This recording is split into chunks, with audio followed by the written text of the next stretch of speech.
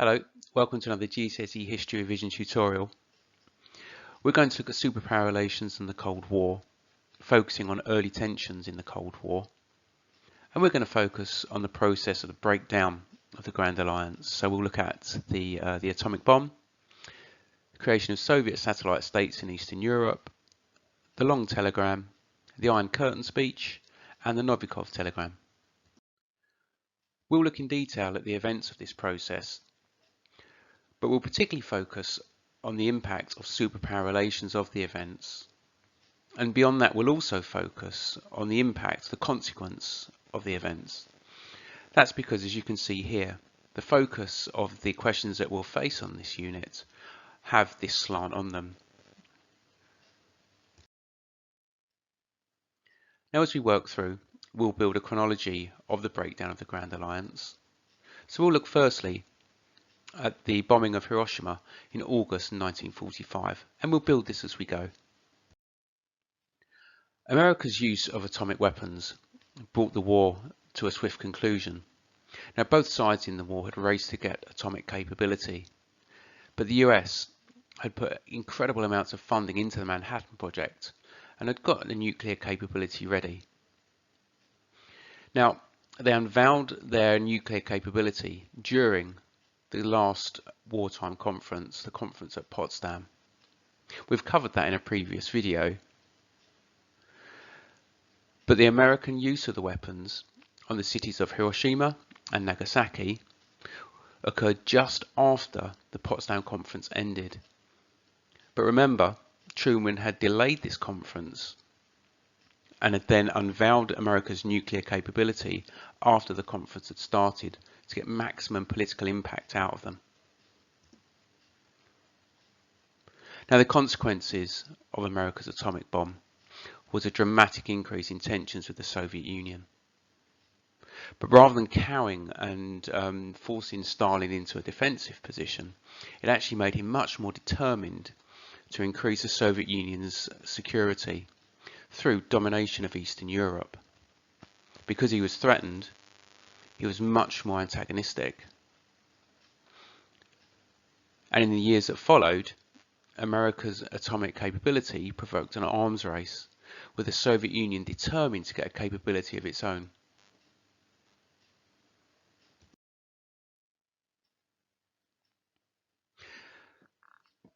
So we'll focus next on the establishment of communist satellite states in Eastern Europe. Now, this process takes place over a number of years.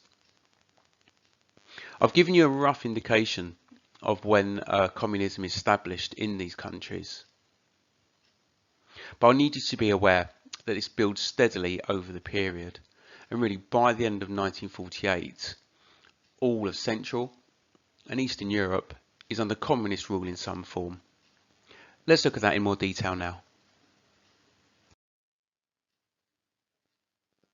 So over a period of several years, Stalin secured one-party communist rule across Eastern Europe. Now, this was carried out for several reasons. Firstly, security. Stalin wanted a sizable buffer zone between the Soviet Union and Western Europe for fear of a German or capitalist invasion, as Russia had experienced 3 times in its recent history. Secondly, for reasons of ideology and a desire to spread communism. And thirdly, linked to this, an idea of expansionism, that Russia, the Soviet Union, would gain more power and influence by expanding its territories.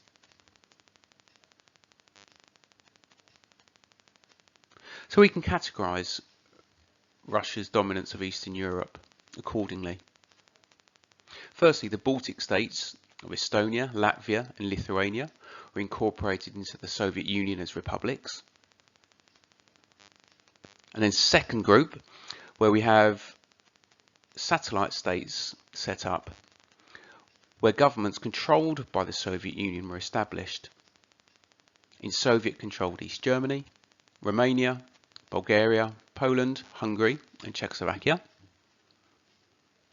And then thirdly, communist rule was also established in Yugoslavia and Albania, but these two countries weren't under direct Soviet control, but were under communist rule. Now, the process that the satellite states were set up usually followed a similar theme. Firstly, a coalition government was set up, formed of communist and non-communist politicians. But then communists would take control of some strategically important areas, usually defence, security, and the civil service or the police. And thirdly, the communists used their control of these positions and these areas of life to remove non-communist leaders. They were either arrested or fled the country to avoid persecution. This would then be followed by rigged elections, which the Communist Party would win and use as justification to form a people's democracy. So the consequences of this process was that Stalin established governments that he could directly control, ensuring their full support and compliance, therefore making the Soviet Union increasingly secure in this area. Now, this is not what America had expected to happen. It wasn't what had been discussed at the wartime conferences, where it was expected that Eastern Europe would be under Soviet influence, but not under complete domination. And so President Truman interpreted this process as simple expansionism. Therefore, it leads to a worsening of relations.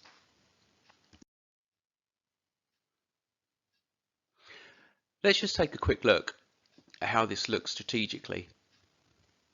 And you can see the clear division of Europe between Central and Eastern Europe under Soviet influence and control, and Western Europe. So firstly, you have the Baltic states incorporated into the Soviet Union. Secondly, a cluster of communist satellite states under direct Soviet control. And then thirdly, communist governments not under direct Soviet control. But you can see the way that this clearly divides Europe into two blocks. So as this process goes on, let's look at some key events. And we'll move next to February of 1946 with the long telegram. So as Soviet influence in Europe increased, President Truman requested an update on what was going on inside the Soviet Union to inform his policy and next moves. So a telegram was sent back by the American ambassador, George Kennan. And in this, Kennan outlined in some detail Soviet attitudes and advice on how to handle the Soviet regime. Now, he wrote a lot, and the telegram was quite lengthy, so that's why we call it the long telegram. But his key findings were firstly that the Soviet Union was hostile to America, but crucially that secondly, if the Soviet Union was handled firmly and if America stood up to the Soviet aggression, that the Soviets would back down. Now, Truman was influenced by Kennan's advice. It confirmed America's growing mistrust of the Soviet Union. But it also clarified and justified Truman's intention to follow a hard and uncompromising line. Remember, Kennan had advised that America should handle the Soviet Union firmly. And so this influenced Truman to follow his Truman Doctrine and the policy of containment, that communism shouldn't be allowed to expand any further. And so the long telegram leads to a hardening of position, particularly from the Americans.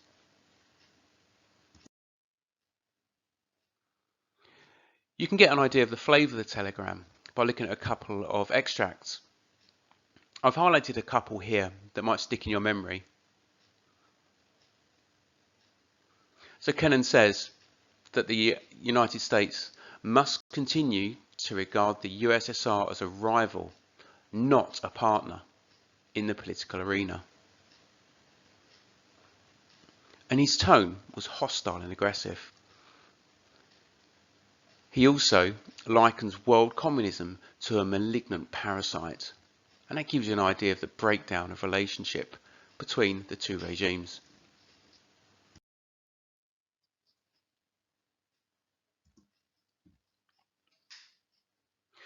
So, shortly after the long telegram, there's an interjection by Winston Churchill in the Iron Curtain speech. Let's have a look at what happened. So, Winston Churchill, by then the ex-Prime Minister of Britain, delivered a speech during a visit to America, giving his interpretation of developments. Now, in this speech, he made a crucial analogy that shaped thinking across the world. He introduced the idea of an iron curtain running from north to south across Europe, dividing the communist and the capitalist worlds. Now, Churchill's speech was the first public recognition of the breakdown of the Grand Alliance.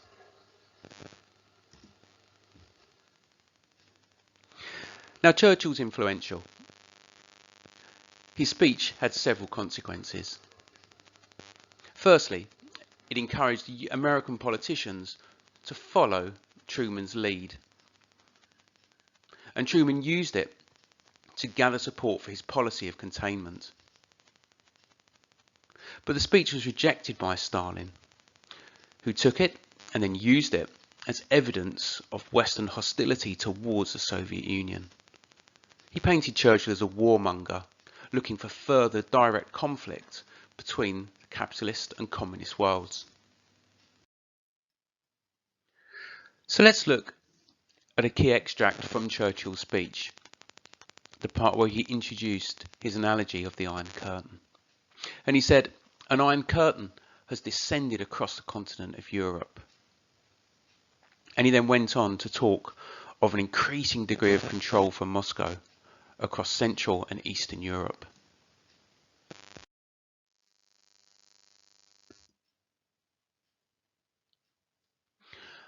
Our last development that we'll look at is a Novikov telegram, which followed in September of 1946.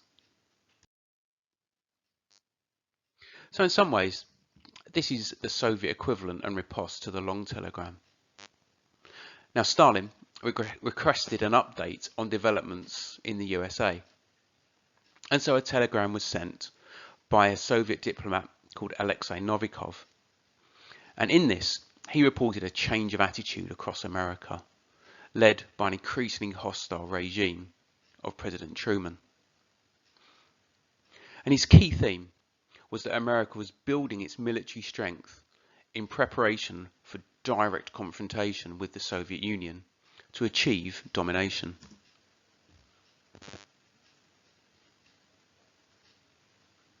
Now, similarly to the long telegram, the Novikov telegram had great influence in shaping Stalin's attitude. And he believed that the American government would be increasingly aggressive. And partly this was based on the fact that it had whipped up the American people into a war footing against the Soviet Union. So this encouraged Stalin to strengthen his grip on Eastern Europe for reasons of security. And therefore distrust grew on both sides. Again, let's have a look at the flavour of the telegram. So Novikov spoke of an American effort to establish dominance found in the increase in their military potential. Basically, America gearing up for war. But he talked also about a war psychosis among the masses, which gives an idea of the Soviets' concern of the attitude of the American population being altered towards one of direct confrontation.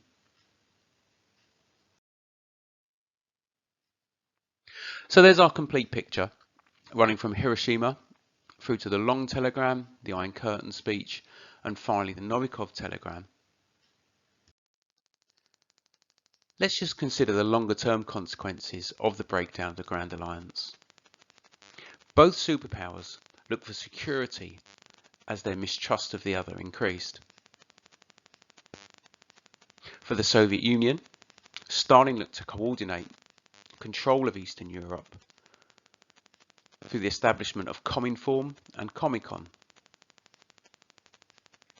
And on the United States side, President Truman launched interventionist policies where America played a more active role in foreign affairs through the Truman Doctrine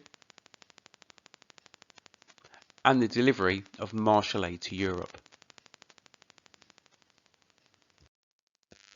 Before we finish, let's have a look at how exam questions might look on this material.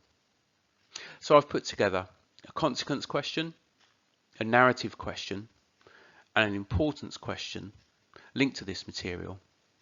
And you might just note that the importance question actually comes from the 2018 exam.